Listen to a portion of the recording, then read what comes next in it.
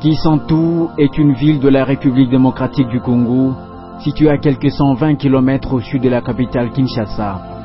La ville forme une large agglomération rassemblant Kisantu, Inkisi, Kandu et Kintanu, 4 cités contiguës de la province du Bas-Congo, situées au croisement de la rivière Inkisi, des routes Kinshasa-Matadi et Kinshasa-Luanda.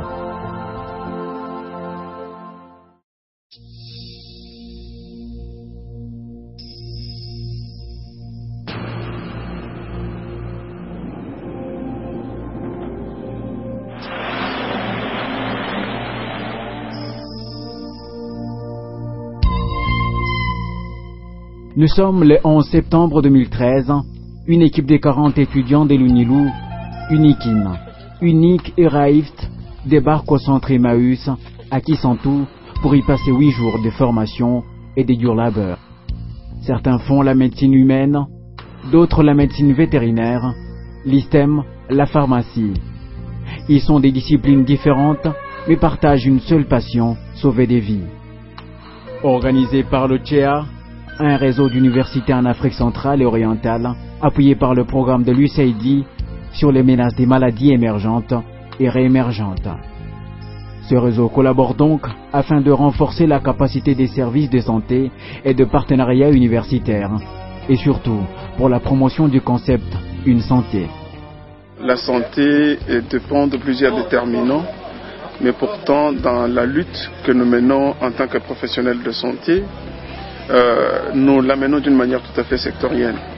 Et en tant que professionnel de santé, je vois le médecin, l'infirmier, le vétérinaire, l'agronome, et que nous devrions nous retrouver tous autour de l'homme et de l'animal et lutter en mettant ensemble nos compétences.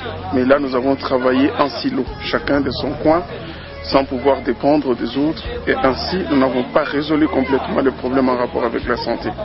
Donc nous pensons qu'aujourd'hui tous les aspects doivent collaborer de façon à produire un plan d'activité qui permette vraiment de résoudre les questions de santé à l'interface de l'homme et de l'animal. Jusqu'ici, les différents services de santé ont travaillé en silo, c'est-à-dire séparés des autres services de santé. Malheureusement, on s'est aperçu que de toutes les maladies émergentes, particulièrement les maladies contagieuses, la plupart proviennent des animaux. Donc, il n'est plus raisonnable de laisser les médecins travailler seuls, les vétérinaires seuls, les laborantins seuls, les sociologues seuls. C'est ainsi qu'on a lancé une idée louable qui est de mettre tous les professionnels de santé ensemble pour qu'ils partagent l'information, qu'ils partagent les nouvelles découvertes afin de lutter efficacement contre ces maladies qui embêtent et l'homme, et l'animal, et parfois même l'environnement. Ils ne sont pas seuls. Des professeurs de leurs universités respectives, Taft University des États-Unis d'Amérique, ainsi que les membres de la zone de santé de Kisantu, les services vétérinaires et de l'environnement se sont joints à eux pour les orienter. Le travail s'annonce difficile pour un programme qui se termine à 23 heures. Plusieurs travaux pratiques et expériences de terrain sont à l'ordre du jour. Cette formation vise à permettre aux étudiants qui sont de futurs professionnels de santé à interagir ensemble, à mieux se connaître pour renforcer la collaboration professionnelle. This training is a very important training. It's an opportunity for us to address the issue of One Health, starting from the young generation who will be the leaders of tomorrow in this country. And it's very important to have this workshop or this training here. Plusieurs objectifs sont poursuivis pendant cette formation. Il s'agit de permettre aux étudiants de connaître la définition de l'approche Une santé, de comprendre son importance et surtout de maîtriser les principes qui facilitent l'application de l'approche Une santé. Mais avant de les plonger dans la grande recherche dans la ville de Kisantu, comme futur grand médecin, une activité majeure prend place. Faire comprendre la nécessité de la collaboration interdisciplinaire. 8 groupes de 5 étudiants évoluant dans divers domaines sont constitués et le premier travail pratique ne tarde pas à arriver. Chaque groupe doit déterminer les symptômes de 8 maladies zoonotiques.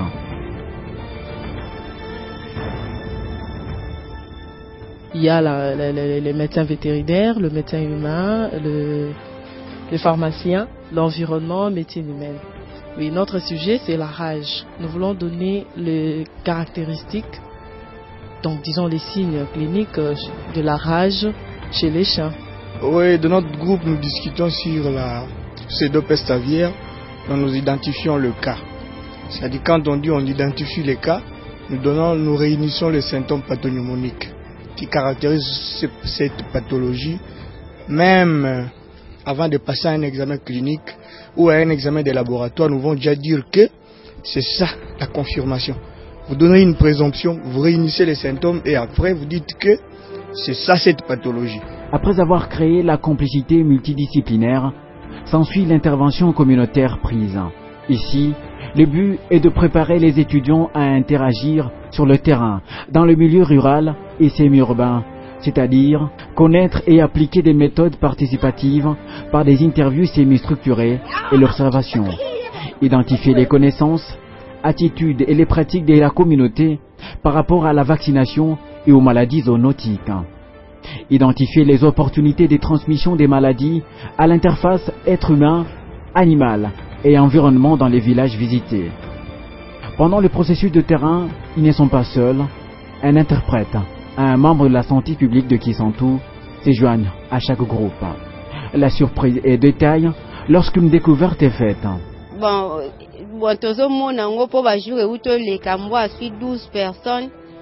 Akomi liboma kokeneka na nzela mbango kesuka kutaneka na mutu asalelo oteme ya suye basoso net periode ya ilanga boy bakusukusu ba diarrhée omona ka sosa kangama ki waloka mutu azoyoka malili so bobomi ete bo risque ka ke kufa ye moko moya bolia ye peza te bobwaki so moyeka bando bela bobomi ye bolambi ye siko bangulu ba diarrhée na bantaba ba diarrhée mona ka libungoleka ti bakufi neti bona quartier na biso bataba balaso ebelete pona ba diarrhée le kaka a.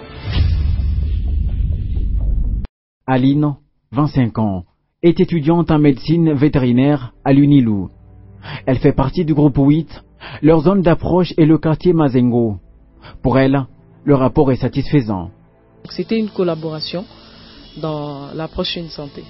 Les étudiants découvrent qu'un cas de rage a été détecté dans cette ville. Aucune mesure de riposte n'a encore été prise. La solution ne va pas plus loin de la vaccination des chiens, chats et autres canidés de la place. Le 6 septembre 2013, un chien enragé a mordu 12 personnes, mais aucune d'entre elles n'est morte. L'histoire est partie donc du quartier Manzemo. On a mordu le premier, le deuxième, le troisième. Tous étaient du quartier Manzemo. Ils sont arrivés au centre. Comment un seul chien doit mordre 3 personnes au même moment? Et cela a interpellé notre conscience. On s'est dit non, on va encore attendre s'il y aura encore d'autres cas. Et subitement, les cas pleuvaient comme la pluie. Et enfin, nous sommes arrivés à 12 plutôt. Et lorsqu'on a totalisé tous ces 12 cas, mais malheureusement, heureusement pour nous aussi, c'est à chaque moment que chaque malade arrivait qu'on annonçait la nouvelle au niveau du bureau central. Et quand le chiffre a atteint, donc, disons, le nombre a atteint 12, on a dit c'est un problème. Le bureau central est venu vers nous et tous ensemble on a conjugué les efforts pour pouvoir intéresser les services, les autres services, notamment les services d'hygiène, les services de vétérinaires ainsi que la police. Une séance de mobilisation sur la rage et la pseudo-peste aviaire est donc planifiée. Le challenge veut que les étudiants éduquent la population locale sur l'importance de la vaccination des animaux domestiques et les visites régulières des vétérinaires pour la bonne santé de l'homme, permettre l'assainissement de l'environnement avant de lancer la journée de la vaccination. Mais pour comprendre les avantages de la collaboration dans la recherche interdisciplinaire, connaître des compétences, une santé nécessaire pour conduire une recherche multidisciplinaire et développer une bonne connaissance sur les questions sanitaires et sociopolitiques en rapport avec l'eau. Un tour à l'info s'impose. Ici, la population serait aux prises avec plusieurs maladies hydriques dues à la mauvaise qualité de l'eau. Cette rivière nous présente un biotope modèle pour la multiplication de l'hôte intermédiaire de la bilharziose, que nous appelons mollusque. Ici, vous voyez un cours d'eau qui est assez surchargé en matière organique, avec beaucoup de végétation autour et même au niveau des berges.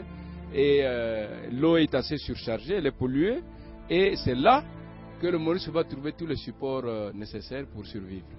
Donc c'est un biotope vraiment spécifique, et nous tenons à ce que les étudiants l'observent pour leur apprentissage. D'abord, il faut sensibiliser les gens, c'est ce que nous sommes en train de faire, mais il y a aussi la prise en charge des cas, et nous allons voir ça au niveau des centres de santé, et puis l'amélioration de l'environnement de cette rivière, et ça, ce sont des travaux assez compliqués, qui ne sont pas encore faits, mais qui peuvent être faits si la population s'implique avec les autorités.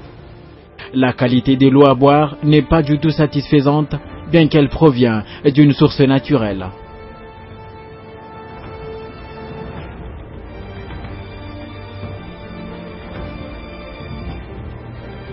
Et les villageois ne peuvent pas se passer de l'eau. Il n'y a pas de vie sans eau pratiquement.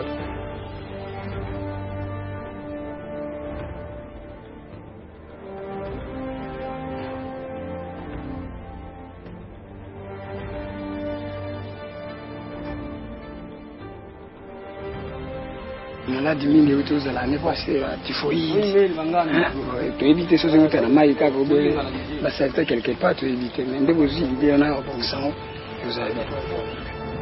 Plusieurs cas de maladies ont déjà été détectés dû à la qualité de cette eau à l'Info. Les maladies que je peux constater pendant que je suis là, c'est des maladies communément causées par le péril fécal. Donc, il y a les vers intestinaux, les parasitoses intestinales, comme l'amibiase, la bilharziose, la scaridiase, et puis je crois que c'est vraiment ça.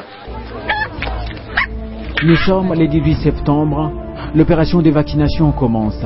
La peur dans l'âme, on ne sait toujours pas si le message a été correctement perçu par la population locale.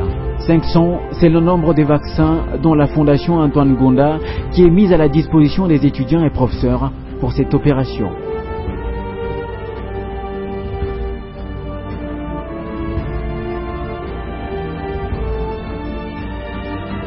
Nous avons reçu de la Fondation Gonda beaucoup de doses de vaccination pour tout ce que nous pourrons avoir comme chiens ici à vacciner.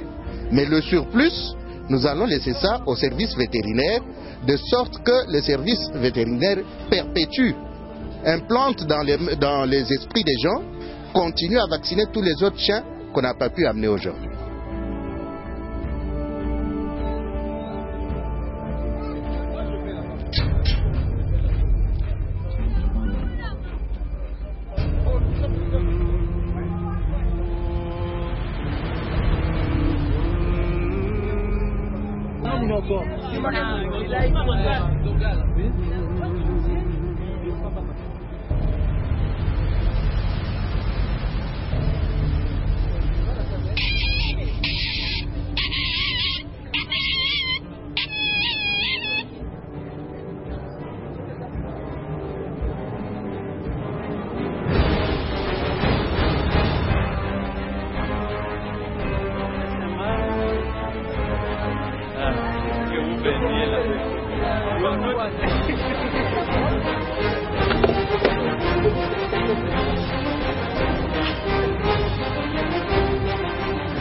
Au final, le résultat est stupéfiant. Notre sensibilisation a bien réussi parce que nous avons réussi une grande population qu'on s'attendait même. Une journée mouvementée certes, mais instructive pour les étudiants. Pour comprendre les procédures et les méthodes de surveillance, d'investigation et de riposte aux maladies, les étudiants ont visité des unités épidémiologiques telles que l'abattoir de Manzangungu, qui malheureusement est délabré et archaïque.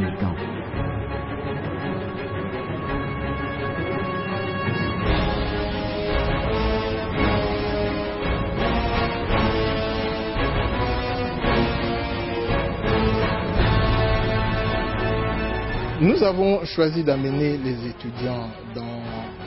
Normalement, il était prévu qu'on les amène dans un abattoir. À défaut d'abattoir, nous les amenons dans une tuerie. C'est pour qu'ils puissent comprendre que la tuerie, l'abattoir ont un